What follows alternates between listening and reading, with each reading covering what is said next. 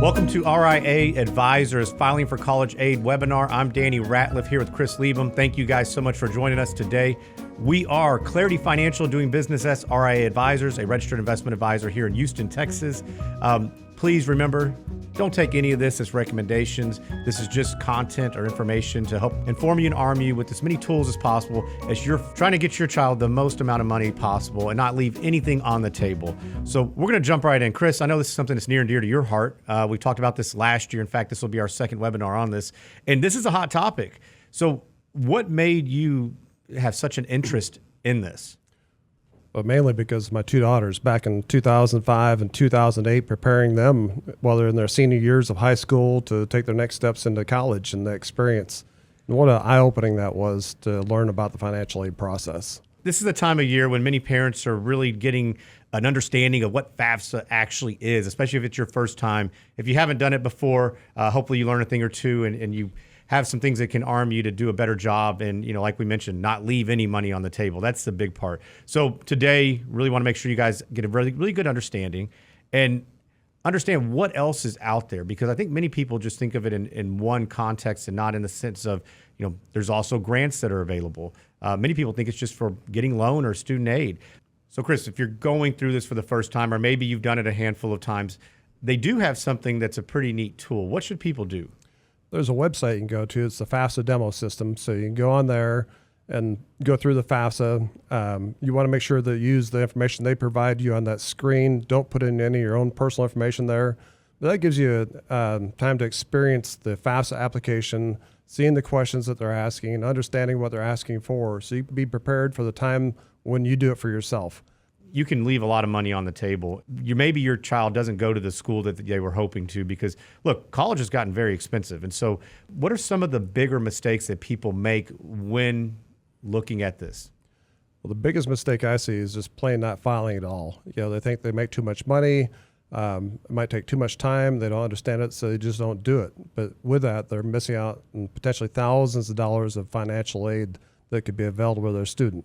So not filing at all, I think people, they just get overwhelmed and say, hey, I'm not going to worry about it. Is that what you think happens most of the time? Procrastination, or just looking at the questions and not really understanding the questions, not knowing where to turn to find answers or get answers or assistance. And that's where we can be of assistance to them, is to where if they want to work with us, we can help them through that application process. So people don't file, then what else? They don't file on time. That can also hinder them as well, correct? Oh yeah, not filing on time is another big mistake. The schools have deadlines. You want to make sure you know the deadlines for the individual schools. There's a priority deadline here in the state of Texas.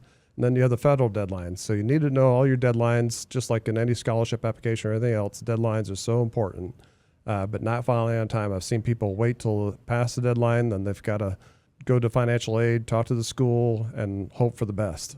You mentioned not reading questions carefully. That can come back and bite you as well. Number one question I see that's not read correctly is the one about your assets, the value of your assets today. And it goes on to say not the assets are part of retirement accounts. Most people that I've seen in this past year have put their retirement assets inside that or on that line in the FAFSA application. And that's their number one error right there. And it usually blows up the FAFSA. Yeah, so we talk about, inputting, some of the bigger mistakes are inputting incorrect information, allowing the student to complete the form and not actually doing it together. I do think, you've mentioned where you've seen a lot of successes where you have a vested interest, the student and the parents sit down together, go over the process, have them understand it, and then not preparing in advance. I think that demo site is a great tool to really get a good understanding. And you mentioned, not putting your information into it, but actually going through and just using it as creating a dummy account, so to speak, that you can go through to just make sure you get an understanding of how it works, what to do, and then you can prepare, right? So you mentioned not preparing in advance. I think people probably get their backs against the wall and they're not ready to go. So make sure that you're knocking these things off, you're putting the correct data, and I think that you're going to be much better off for it. You do a lot of reviews for FAFSA. Yes. And you talk this time, I'm sure you're really busy this time of year, just addressing concerns, needs, questions. What are the bigger things that you see in your reviews? Yeah, like I said, the number one mistake that I see, you talk about the retirement assets. FSA IDs is another one. Last year I had a person I was working with. There's 2 FSA IDs you need to have, one for the parents, one for the student. They came to me, they only had one of the FSA IDs completed, so they had to go back, get that done. That may take a couple days for that to be processed. Like you said there, Danny, it is a family project. Sit down with your student so they understand the process and know what's going into this. And then, of course, just plain not being prepared or being in too much of a hurry. Maybe Jimmy has a soccer game or a baseball game this afternoon you try to rush off to and do this in a 30-minute session. It will not work in a 30-minute session. So what do you recommend from a time perspective? Like, what should people be expected to dedicate towards this?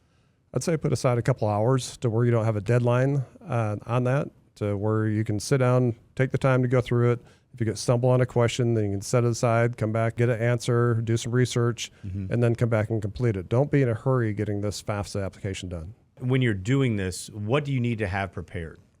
Well, you want to have your bank account statements or log into your bank accounts. Of course, when you do that, take a screenshot of your accounts there so you have that for your file. Download your retirement statements to have those.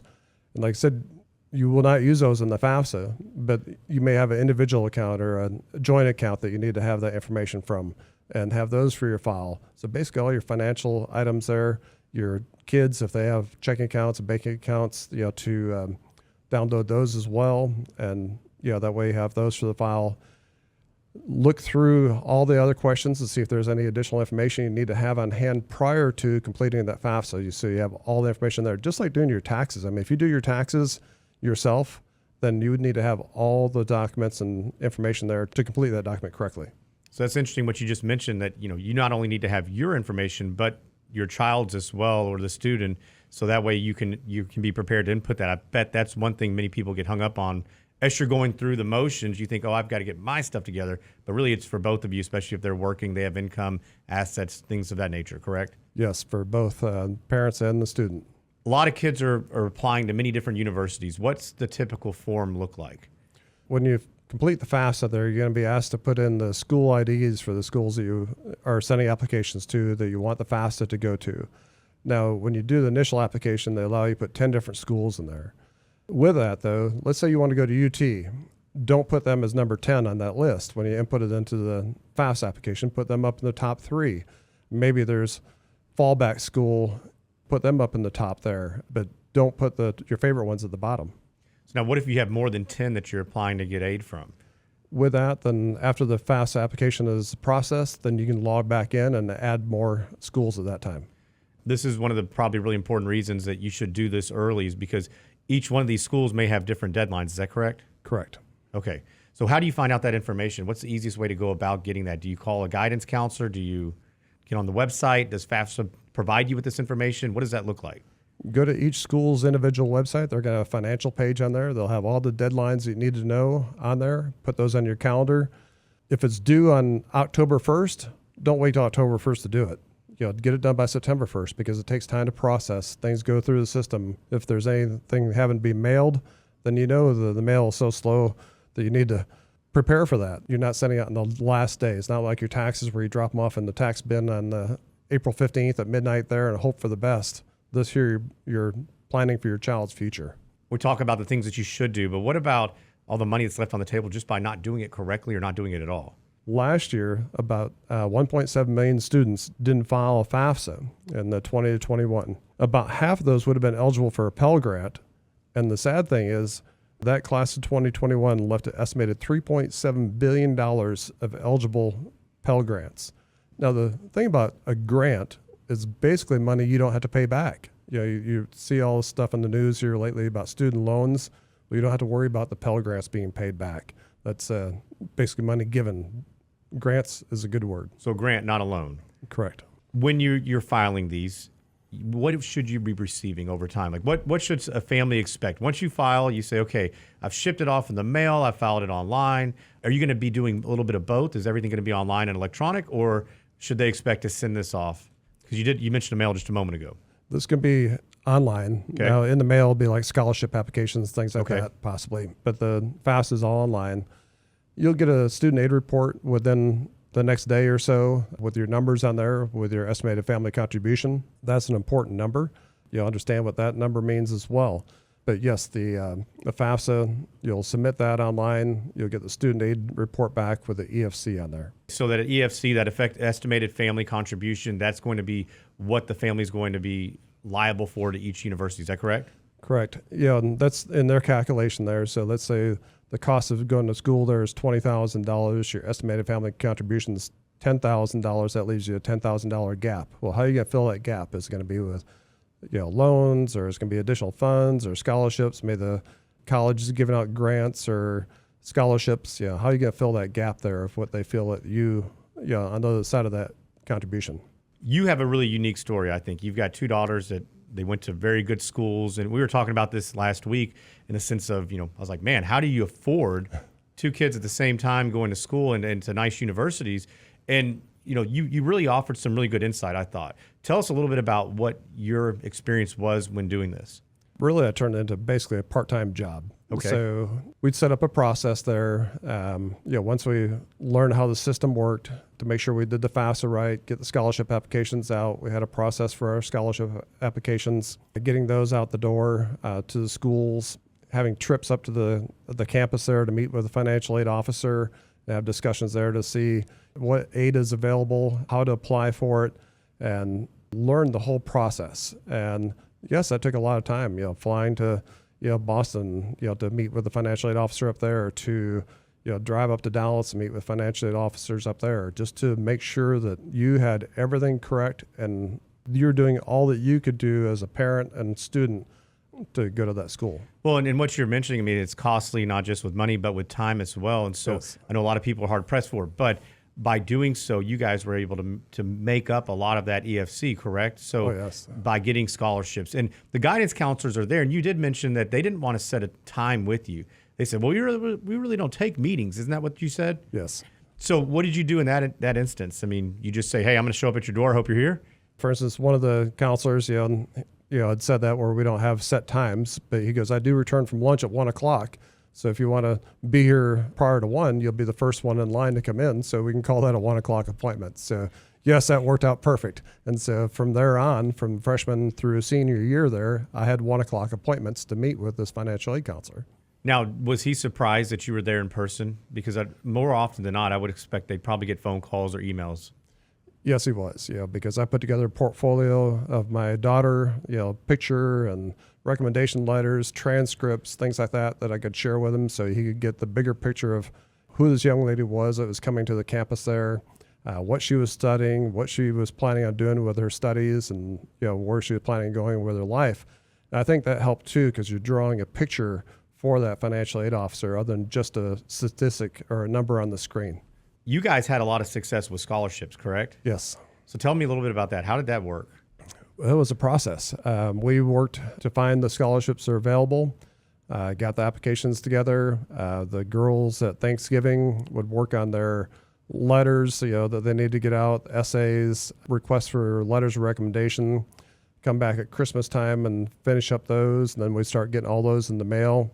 We had just like a whole line of them in the hallway there and upstairs of the house of all these scholarship applications and getting them out the door. For instance, my youngest one, she studied environmental engineering. So everything that went out there for her scholarship applications was like on bamboo paper or environmentally friendly paper. And, so just to really take it to the full extent. You mentioned at one point that one of your daughters received a scholarship from an organization that said, which family member are you related to, or which person here are you related to? And they were shocked because she wasn't related to anybody, but nobody had actually filed for the scholarship, correct? Some of these scholarships that are out there are just hidden on websites. So there's this way we developed a scholarship search, and we found a lot of those scholarships that were kind of hidden away. This one we found, it was an old application, so we reached out to the organization. They said, yes, we still are doing that scholarship. We filled out the application. When she won, we went to the luncheon. And like you said, Danny, they asked her who she's related to. And she goes, oh, my dad. And he goes, no, like who in this room here? And she goes, nobody. He goes, well, this is the first time anybody's ever won the scholarship that wasn't related to one of the members. Now, that scholarship really turned into a huge deal because when she came back after school was complete in 4 years, she'd won that scholarship 3 out of 4 years with that organization. And one of the companies there hired her as an intern. Well, in the internship, she met her soon-to-be husband after that. They started the same day and, started dating after that, and then they got married. Not only was she able to, she went above and beyond in many ways. And you mentioned thank you letters. There was one scholarship she did not receive. Didn't somebody mention something about a thank you letter to you guys? It was like a two-step scholarship. It was a state scholarship, and if you won the state scholarship, then you can go on to the national. Well, he really liked her essay and everything, but she didn't win with the committee there with the state, but he still went ahead and gave her a $100 scholarship so she could turn into the national. When we went up to receive that scholarship, he stated that, she, out of all these other students, was the only one that ever took the time to write thank you letters. And to me, that's very important because all the way through the process, we wrote thank you letters to everybody that touched our lives through the college process, whether it was financial aid officer, scholarships received, groups, organizations, any other individual that helped through this process. We use thank you letters and, handwritten. Yeah, I think that's a really nice touch and going above and beyond. I mean, in so many instances, this isn't just a computer. Like when you're sending your resume out, you're actually dealing with people. And so the more they get to know you, you go that extra step, it's probably going to give you a leg up, so to speak, in getting or attaining that scholarship. So yes. I think those are really good points. Thanks for sharing that with us. I really wanted to touch on that, just dive into your experience a little bit more because I think that's really helpful. What happens if you've been filing your FAFSA and things change? Well, there's a thing called the special circumstances. So, things change. I mean, you've lost a job or maybe a decrease in income, maybe a loss of family member that was a financial provider in the family. So with that, things change. To go back to the school, there's a special circumstances form that may be on their website or you may need to go to the financial aid office. They're going to require different things to process that. But because your FAFSA is based on the taxes you filed previous year, so a lot of things could have changed. Let's say you made $100,000 that previous year, but this year you made $45,000. Huge change in income level that could change up your EFC so they can make those adjustments. Really want to know, why did you guys attend? If you need help, one of the things that Chris is here for is to reach out if you have any questions. Are you going to actually take the action, complete the FAFSA, go ahead and put these tips to use? Make sure you spend the time. I think that's really important. Don't be a statistic like we just showed and leave money on the table or not file at all because it's not just loans, but it's also the grants. And then if you go above and beyond, you have the ability to get scholarships as well. So we talk about, your experience and what you went through. I love this picture here because you say this is your best day. Oh, yes.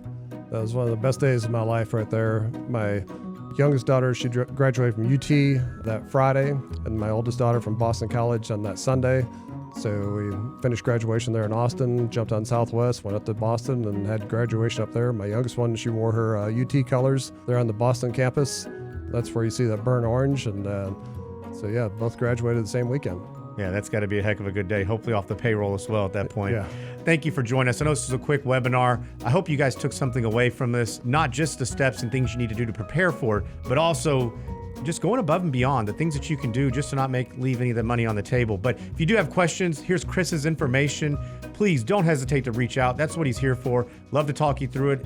There's no question that's a bad question. Thank you so much for taking the time today. We look forward to visiting with you soon. Y'all have a great day. Thank you.